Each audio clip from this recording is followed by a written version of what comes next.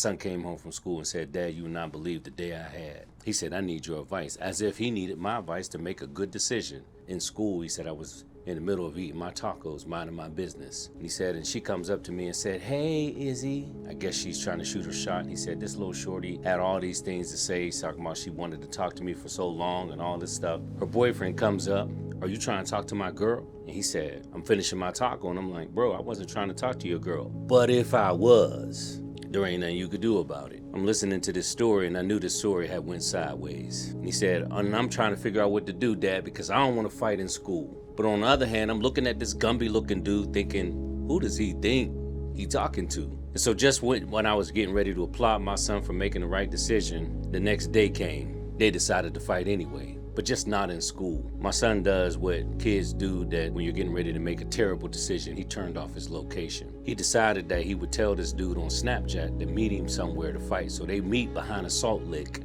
where no one is and no cameras are to fight. My mind, when he's retelling the story, just kept thinking, what if something happened and he got knocked out and he's just laying there behind a salt lick and his location is off? Well, they meet, they fight, and when the fight began to ensue, he pulled out what my son did not know at the time, but Siri told him later was brass knuckles. So he's getting beat with a weapon that he doesn't even know what it is. He slams the guy down, but he's getting pounded on the top of his head with these brass knuckles. Upon bleeding all over the person he's fighting, he said, "Man, we should just stop." And the boy who's catching blood on his face says, "You're right." So my son walks home, but no one tells me they had this private fight. When I pull up to the house, I see 8 of his brothers who are never at my house. Some of them owe me money, so I never expected to see them there. And when I go into the house and I know something tragic has happened, I just don't know what. So I'm a little nervous.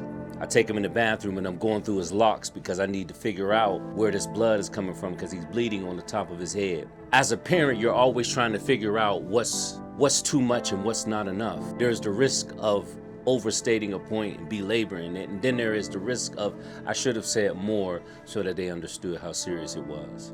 But I began with the traditional questions. What were you thinking? He began with a traditional child answer. I don't know. At that point, we talked about the seriousness of what could have happened had he not woken up from that fight. Who would have found him? And after we got through the scariest moments of that and relived some of the pieces that were uncomfortable, we both thought it was over. I told his brothers, "You're not going to retaliate. We're going to leave this alone. What's done is done." Let me tell you how trauma works. Later that night, about 2:16 a.m., neither one of us is asleep. I'm upstairs, he's downstairs, but we don't know each other is going through the same thing. We are replaying that conversation. We are replaying the day's events, and neither one of us can find sleep. My son has a tendency, doesn't matter what time it is, so he texts me because he thinks he's funny, and he says, "Did you watch it yet?" So I text him back, "Watch what?" So I pull up the video, and it's a video of some gorillas walking on 2 feet. It's hilarious, but I don't laugh because I'm the funniest.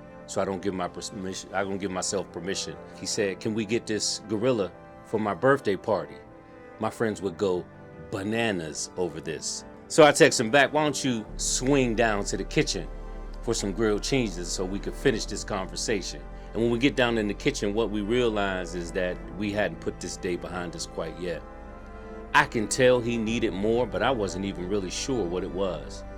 I felt like he needed a hug, but I didn't know how to introduce it without him saying, "Come on, Dad," with that weird stuff. He's eating the grilled cheese, and I say, "Man, how's the grilled cheese?" He said, "It's fire." I said, "Yo, you know we never made a secret handshake." He was like, "Swear we don't." So we start making up this secret handshake, and each time I can tell he is in need of this contact. Splow up and hug, he doesn't let go. He's holding on, and one of the reasons he's holding on is because he needed to. I knew he needed something, and I was trying to make sure that he got what he needed. And at the point we were hugging, I said to him in this embrace, I said, "It's okay. Let's put it behind us.